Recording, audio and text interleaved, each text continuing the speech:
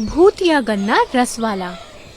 रामू के खेत में इस बार बहुत ही अच्छे गन्ने की फसल हुई थी, इसलिए रामू ने इस बार गन्ने की रस की दुकान अपने खेत के सामने लगाई। रामू बिल्कुल ताजे गन्ने से रस निकालकर अपने ग्राहकों को देता, जिसके कारण कुछ ही दिनों में दूर दूर तक उसके गन्ने के रस की चर्चा होने लगी और लोग उसकी दुकान पर आने लगे। गन्ना रस तुम भी पी लो रे, गन्ना रस ले लो रे, ले लो रे गन्ना रस ले लो रे। अरे रामू भाई, एक गिलास गन्ने का रस देना तो। जब तक दिन में एक बार तुम्हारी दुकान का गन्ना का रस न पी ले, तब तक शरीर हमारा तरोताजा होता ही नहीं है। तुम्हारे गन्ने के रस का तो भाई मजा ही अलग है। अरे लो ना भाई, तुम्हारे लिए ही तो दुकान खोली है। अब भाई हम तुमको रसीले गन्ने का रस पिलाते हैं। इसी तरह एक के बाद एक रामू की दुकान में लोगों की लाइन लगी रहती। ये सब रामू के बाजू के खेत वाला बिरजू देख रहा था कि कैसे दिन दुगनी रात चौगनी रामू तरक्की कर रहा है। अब तो बिरजू को जलन होने लगी थी। ई रामुआ तो गाना गा गा के नोट छाप रहा है। हे भगवान, लागत है ई गांव में हम ही भिखारी रह जाएंगे। सभी लोग तरक्की कर रहे हैं, सिर्फ हमो छोड़ के। अरे थोड़ी कृपा हमो पर भी कर दो भगवान। फिर बिरजू भी अपने खेत के सामने गन्ने की रस की दुकान लगा लेता है। लेकिन बिरजू की दुकान में रोज 2-4 ही ग्राहक आते हैं और रामू की दुकान में ग्राहकों की लाइन लगी होती है। हमरे तो समझ ही नहीं आता है कि आखिर ई रामू की दुकान में इतने ग्राहक काहे आत है। लगता है ई रामू कोनो टोटका करत है। ई ससुरा तो बहुत फुदक रहा है। ई का कछु करना ही पड़ेगा। बहुत नाच नाच के गाना गा रहा है। हम ऐसी चाल चलेंगे कि तुम्हारे तोते लाल हो जाएंगे। हाँ, तभी रामू का फोन बजता है। हेलो, अरे कौन बोला तो भाई? हाँ भाई, हो जाएगा बिल्कुल। एक ट्रक का हम 2 लाख रुपए लेंगे। फोन पर रामू को शहर से गन्ने के लिए एक बहुत बड़ा ऑर्डर मिलता है। रामू ये ऑर्डर पाकर बेहद खुश हो जाता है। देने वाला जब भी देता छप्पर फाड़ के। अरे बहुत बहुत धन्यवाद भगवान आपका, हमारी तो जिंदगी ही बदल गई। अरे बिरजू भाई, तनिक सुनो, हमको शहर से बहुत बड़ा ऑर्डर मिला है। अगर ऐसे ही 2-4 और ऑर्डर मिल जाए तो हम तो माला माल हो जाएंगे। रामू बेहद ही खुशी से बिरजू को बताता है। हाँ, वो तो हम सुन रहे हैं। अरे रामू भाई, ज्यादा मत उड़ो। का है ना, कभी कभी ज्यादा खुशी पचती नहीं है। कहीं ऐसा ना हो खुशी दुख में बदल जाए। अरे काहे होगा ऐसा? हम मेहनत करके कमाते हैं भाई, कोनो चोरी चकारी थोड़ी ना करत हैं, ना ही कोनो को नुकसान पहुंचाते हैं, तो काहे हमारा नुकसान होगा? अरे तुम देखते जाओ भैया, हम बहुत मेहनत करेंगे और इतना पैसा कमाएंगे कि एक दिन अपने परिवार वालों को सारी सुख सुविधा दे पाएंगे। अच्छा चलो भैया, हम चलत हैं। हमका ये खुशखबरी अपने घर वालों को तो भी देनी है। अब तो बिरजू के जलन का ठिकाना ही नहीं था। हे ऊपर वाले, तुम ऐसे ही देखते रहोगे या फिर कुछ करोगे भी? का से फ्री में ही प्रसाद पेलते रहोगे? लागत है हम तो प्रसाद चढ़ा चढ़ा के कंगाल हो जाएंगे। दूसरे दिन सुबह खेत में आकर रामू ट्रक में गन्ने भरने लगता है। जलन में आकर बिरजू रामू को नुकसान पहुंचाने के लिए एक तरकीब लगाता है। जब रामू ट्रक में गन्ने भर रहा होता है, उस समय बिरजू रास्ते में आगे जाकर सड़क में बहुत सारे नुकीले पत्थर, कांच और कीले डाल देता है, ताकि रामू की गाड़ी का बैलेंस बिगड़ जाए और सारे गन्ने गिर जाएं। अब देख बेटा, कैसे हम तुम्हारी जिंदगी झंड करते हैं। फिर बिरजू वहाँ से वापस आ जाता है। कुछ देर के बाद रामू उस रास्ते में अपना ट्रक लेकर जाता है। यूं ही चला चल रही कितनी हसीन है दुनिया।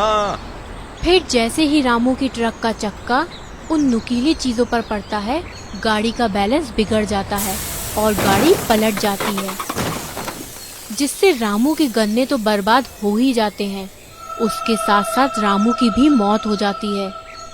फिर उसकी आत्मा इधर उधर भटकने लगती है। भटकते भटकते रामू की आत्मा वहाँ पहुँच जाती है जहाँ बिरजू और गांव का एक दूसरा आदमी बात कर रहे थे। ससुरा रामू बहुत इतरा के गाना गा रहा था। ऊपर वाला जब भी देता छप्पर फाड़ के हैं, हम उनके साथ ऐसी चाल चले हैं कि अब वो खुद ही फट जाएगा। अरे ऐसा क्या कर दिया भाई, जरा हमको तो बताओ। फिर बिरजू रास्ते में नुकीली चीजें फेंकने वाली बात गांव के उस आदमी को बताता है। बिरजू की सारी बातें रामू की आत्मा भी सुन रही होती है। ये सारी बातें सुनने के बाद रामू की आत्मा को बेहद गुस्सा आता है और उसकी आत्मा एक खूंखार दानव में बदल जाती है। बहुत होशियार बनत है ना। देख, अब हम तुमरा का हाल करते हैं। रामू की दुकान ना होने के कारण अब तो बिरजू के वारे निहारे हो गए थे। बिरजू की दुकान तो चल पड़ी थी। अब रामू के सारे ग्राहक बिरजू की दुकान में आने लगे थे।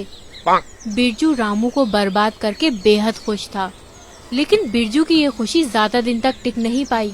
धीरे धीरे सब कुछ बदलने लगा। कभी बिरजू के खेत के बहुत सारे गन्ने गायब हो जाते, तो कभी उसके रस निकालने की मशीन खराब हो जाती, तो कभी ताज़ा ताज़ा गन्ने का रस सड़ जाता, जिसके कारण अब बिरजू की कमाई बंद ही हो गई थी। उसकी हालत बेहद खस्ता होती जा रही थी। अरे ई का हुई कमारे हमरा तो पूरा धंधा ही चौपट हो गया। अरे किसकी काली नजर लगी हमारे धंधे पर। अगर ऐसा ही चलता रहा तो भाई हम तो सड़क पर आ जाएंगे। हे भगवान, कुछ तो कृपा करो हम पर। का से का हुई कमा देखते ही देखते। तभी दिन में रात जैसा माहौल हो जाता है और बेहद ही डरावनी हंसने की आवाज चारों ओर गूंजने लगती है। बिरजू के खेत के गन्ने हवा में उड़ने लगते हैं। आसमान से बारिश बरसने लगती है। तभी रामू की आत्मा वहाँ पर आ जाती है। अरे अरे, ये सब का हो रहा है? हे भगवान, हमका बचा लो।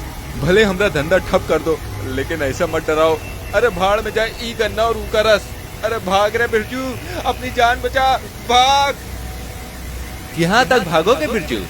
धोखा और पाप करने वाले लोगों पर भगवान कभी भी कृपा नहीं करते। बिरजू बहुत डर जाता है और उसकी आवाज हकलाने लगती है।